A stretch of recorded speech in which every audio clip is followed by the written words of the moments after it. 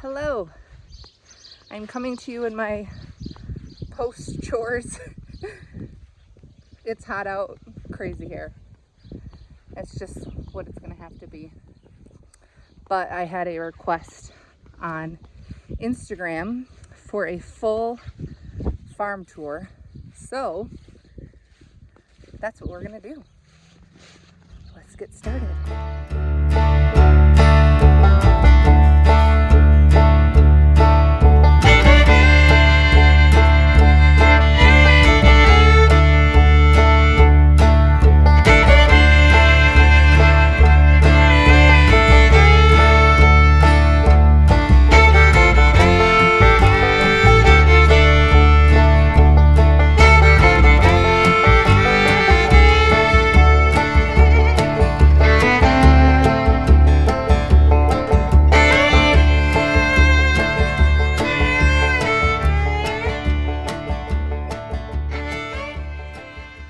I am walking to the far west edge of our property, and I figured I'll start over there. We have 5 acres in kind of middle lower peninsula Michigan. We're zone 5B for gardening. This is Brooks, our littlest one, and we have been here.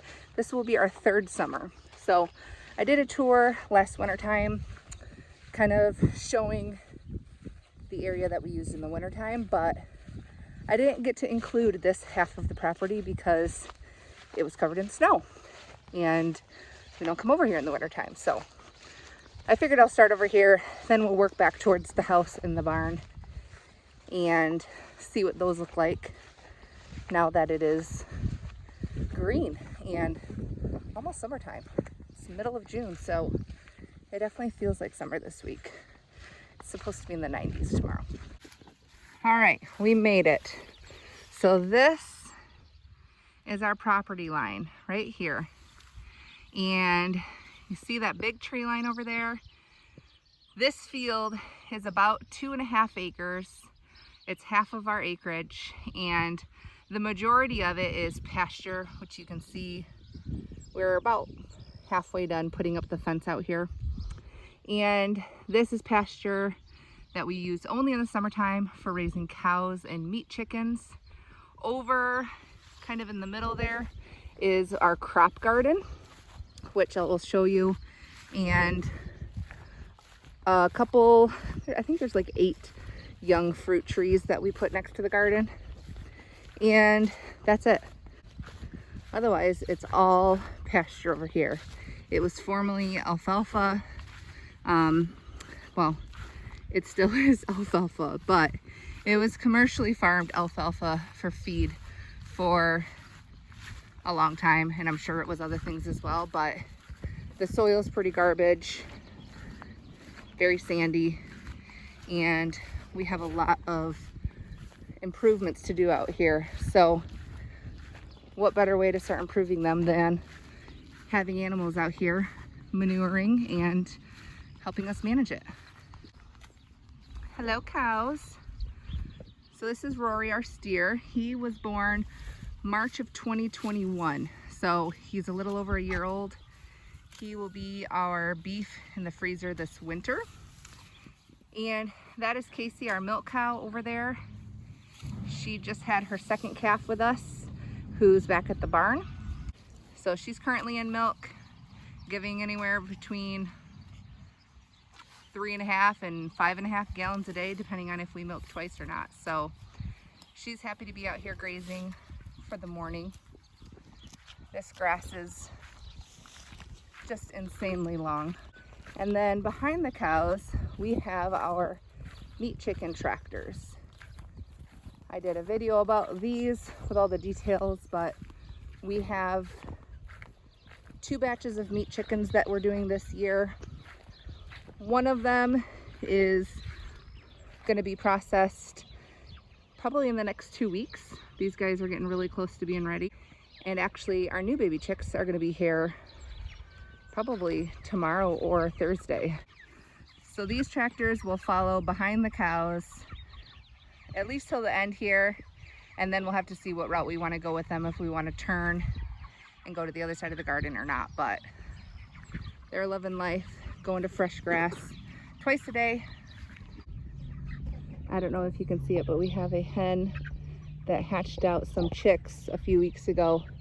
And unfortunately, she lost one, so she only has the second one right now. But they come over and they clean up all of the feed that's left behind when the chicken tractors move, which isn't a bad thing. So it's hard to see, but that fence line right there is the south edge of our property. And right now it's a lane for the cows to get from their paddock on this field back to behind the barn. So it goes all the way across the backyard to the pasture back there. And then this is the perimeter fence that we are working on. It's kind of making like a U shape around this garden.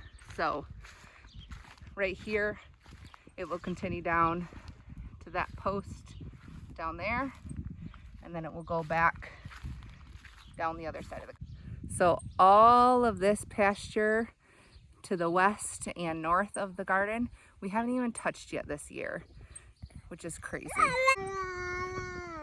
But here is the crop garden. Nice compost pile going with last year's manure and bedding. But this garden is its second year, and I call it the crop garden because it's mainly things that we grow either in large quantities or things that we're growing for like animal feed supplements. I do have big plans for this little orchard, we call it, because we have a big orchard too, but the little orchard I have big plans for someday. You can see the baby apples growing on some of them.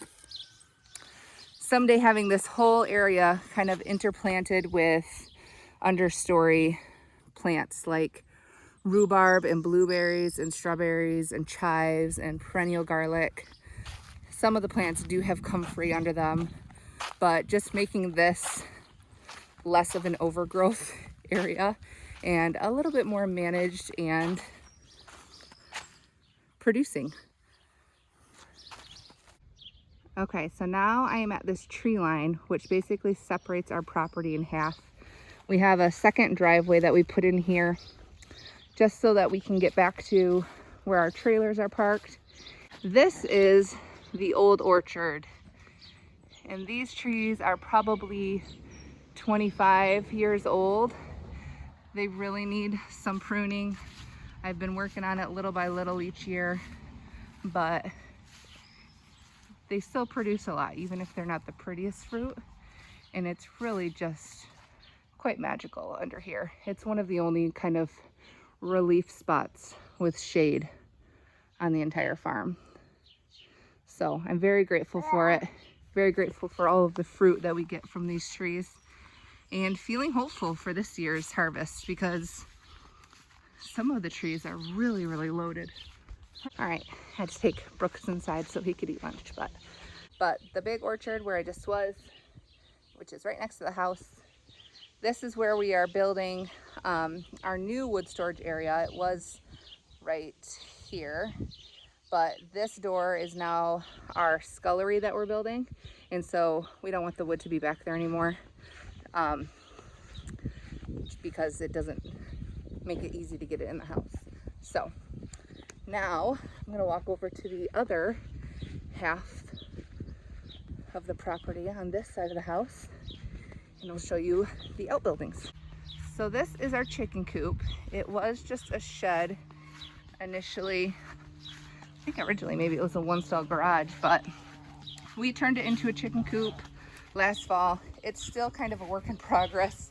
As you can see, there's no doors here. We do plan to have doors to completely close it off, but right now it's totally empty because we are using it as a brooder for the summertime. So it's gonna get some fresh bedding for our second layer of meat chickens that are coming, and once they are out, we will move our layers back in here. This is our processing lift area for when we do pigs, and then this summertime or this winter time when we do beef for the first time. So there's a chain hoist on a rail so we can lift pigs, and then we can set up our scalder underneath so that way you can dunk the pigs and scald and scrape them easily without having to lift them by hand. So the lane I was saying went across the backyard. It feeds into the back pasture right here, and this is kind of a shady spot for the cows to come and just take a break from grazing. It's where their water is. It's right behind the barn, and the rest of the pasture back here is just resting because we are rotating our pigs through into different areas. So you can see we have 5 Mingalitsa pigs. They're in the far corner right now, but their next spot will be right there next to the cows, and then they'll rotate to the front portion. So there is the house. The tree line behind it is the one that the old orchard's on. This is my main garden, my kitchen garden, and this little chicken tractor just has a couple dozen pullets that our 12-year-old is raising to sell and make some money. The kitchen garden's looking pretty lovely. And then we have the barn. So right now we have our laying flock in a portable coop in this front pasture of the barn. And this is also where we have our milk cow when she's with her calf after she's grazed. And like with most farms, there's always a collection of materials laying around, but really useful stuff that you want to hang on to.